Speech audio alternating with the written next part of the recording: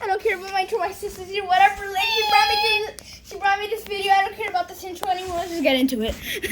So we've actually tried this many times. So this is like take 5, I think. This is take 4. Take 4? Wait, no, 5. Yeah. Take 5. Wait. Based on true events by Alter to make it more interesting and fun to watch. It's funner if it's true. Here's the thing. Why the flip are you dancing over I'm trying to record my video? She just sounded like a pig. Did you guys hear that? Anyway, she's did it again. Continue laughing. Here we go. She's definitely doing that on purpose just to get into the video. Okay, let's just do this.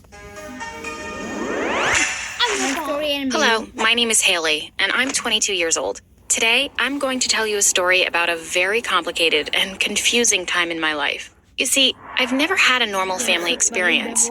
My parents split up before I was born and fought endlessly over my surname. My dad sued me when I was a child, which led to an insane trial that lasted from the time I was a few months old until I was 5. Growing up in that family was way too tall to be 5, honestly. Wasn't easy, and now that I'm in prison... I just forgot to tell you the title. I was called to Kurt. It was like court. Actually, it says, I was 1. And by 1, they mean 1 day old. You know, because they clearly don't understand. I know. I can see why I've made some choices of mine, especially after my mom told me a secret she had kept from me my whole life about what my dad has done. But before I continue... Dang. She just went to insane mode, bro. Alright. Why did you tell me not to pause it on here? She went to insane mode? It was my story. Hurry up and subscribe to this channel, or all your friends will know your most embarrassing secrets. So, she was in the hospital for only a few days while my father was trying to read... Look, her dad. Hey, ha, ha. I completely... Ow. Please don't annoy the screaming voices in the background. Yeah, we might cover the entire thing. Why are you so close to the phone? I want to see the phone. Sure. When she got back home, she found him waiting for her there. Mom called the cops and had my father removed from the house. Have my father removed from the house. It sounds like she has a snake infection. A bee. Or she has a frog infection because this dude's tongue actually looks like a frog. And a snake. How long has the video been? It's only been 58 minutes. Hey, can I ask you something? What?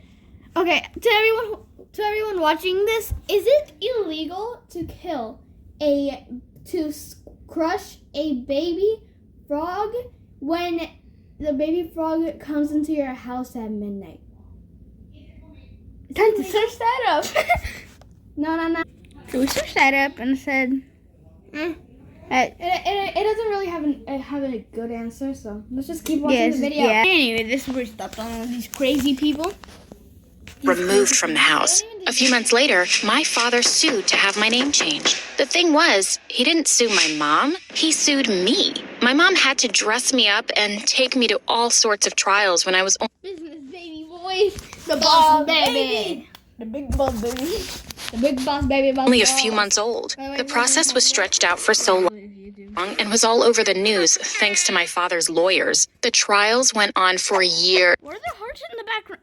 This man gave him like, you see that money stack?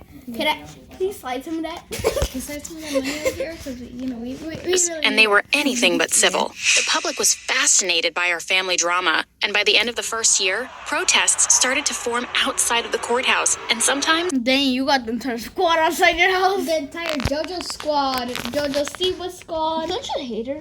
I do, but a lot of people don't. I know. So it's like the whole JoJo Siwa squad. Yeah, outside our home. As you can imagine, this was not a great way to grow up. The trials finally ended when I was 5 years old, when the judge yelled out, "Enough is enough. I will not let this go on any longer." He declared that I could choose my last name, as I was old enough to speak for myself now. Like, puppy eyes. I think the judge becomes her dad.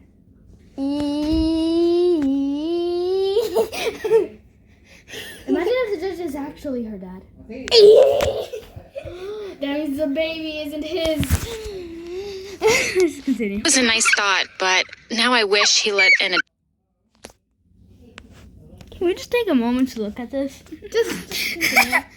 Adult helped me instead because I chose the last name Glitter Pony. Oh Lord. I swear this girl definitely watches whatchamacallit, like the pony show? My Little Pony. Yeah. MLB. She definitely watches that. Oh wait, no, MLP, not MLB. That's my. Going through high school as Haley Glitter Pony wasn't easy. I was always the brunt of the jokes. I had a few friends, but not many, and they didn't stick around. My mom and I moved around a lot, trying to get away from our past. The more we moved, though, the harder it was for my mom to... Yo, she got that cannon though.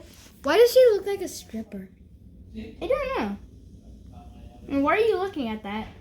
No, I'm looking at the throne behind her. Why is what? Is she like in the army or something? Oh, maybe she was an actress or a model. He's still looking. Yeah, maybe. I feel like she's like something. What are big. these things on her hair? Are they bows? Why are you asking too many questions? Just go. Yeah. get a job. She started to blame me for it, and we fought all the time. We lived in a new Epic Fight Boys. city every year, sometimes 2 a year, and she always threw it in my face. By the time I was in high school, she had to work 2 or 3 jobs to support us. She left well before I was up in the morning That door is broken half, bro. and came home extremely late at night, exhausted and cranky. I'd ask her how her day was, and she'd always respond with some level of disdain. Most commonly, I used to be a nurse before you and your drama came along. I would do my best to Like a literal monster, yeah. sit in silence or leave the room, but once she was in her room with her TV on, I Teleported Jesus. snuck out. It didn't matter where I went. I could just even go sit in a park. I just had to get out and do it on my own terms. One day, I met some people my age in an alley hanging out. They were clearly part of the tough crowd. Yo, she just went from this thing to this thing. I wasn't sure that I could convince them I belonged enough for them to talk to me. I did everything I could think of to convince them I was just like them. Sorry about those technical difficulties. I was just like them. I talked tough and even lied and said I had done a bunch of stuff I hadn't, like shoplifting. They saw right through me, laughed at every word that came out of my mouth. But apparently, I Did this girl just fly? Hello? She's super good. was entertaining enough to have earned their attention, even if it was only for the time being. They invited me to a job with them. They said they had to keep it vague so as not to incriminate me. I was pretty sure that taking me along was far worse incrimination than knowing the whole plan, but I wasn't going to ruin this opportunity. We went to a jewelry shop just around the corner, not even a block away. They handed me a Wait, did you see that? Was that Superman? I just fell off my seat. Was that Superman? He's like, hey, hold up. Yo, you gotta see. around the corner, not even What is this? What is this? Is that Superman?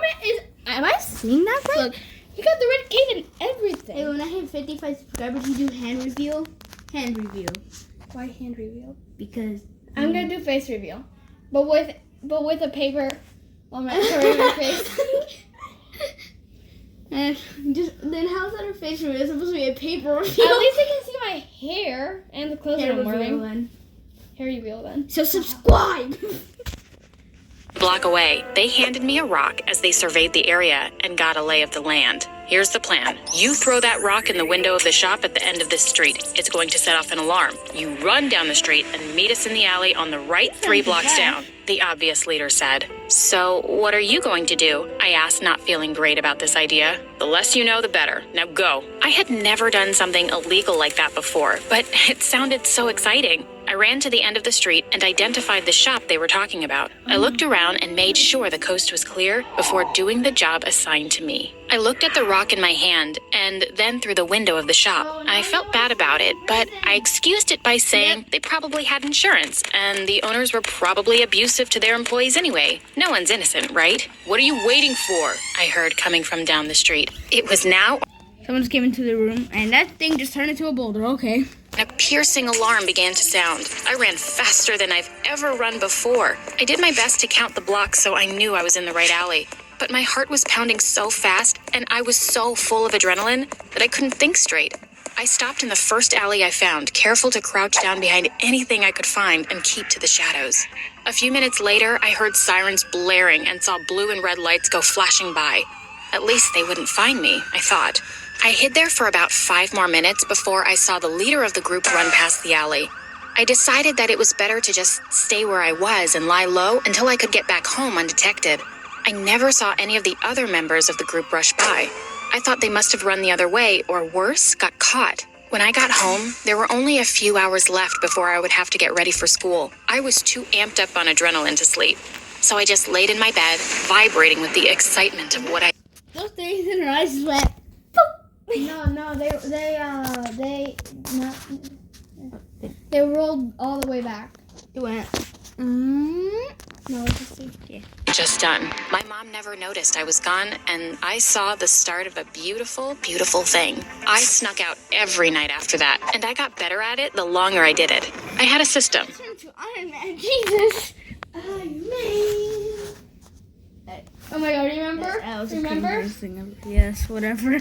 That was the cringiest thing I ever. never went to the same place twice, never talked to the same people, and always tried something completely new, often risky. I tried not to get involved in group activities like the first night. That was a rookie mistake. Some nights, I just wandered the streets to see if I could find anything better than the prison that was my house. Sometimes I'd find new people to chat with, mostly groups of homeless people, and I would often put on a new persona each night. No one could recognize me in the dark, which was something that I liked. One night, someone did recognize me though, and it caused me to break all of my rules. I wasn't expecting to ever come across him again, but once I did, there was no getting out of it. I was trapped. Nothing was ever the same after that night. I was walking down a new street in the more residential part of the city when I got a feeling that someone was following me. I kept my cool, being sure to make nothing at all seem out of the ordinary. I listened carefully and identified the sound of the footsteps moving at the same pace as mine, not too far behind me. I took a deep breath and picked up my pace, trying not to panic. I couldn't possibly imagine who might be following me.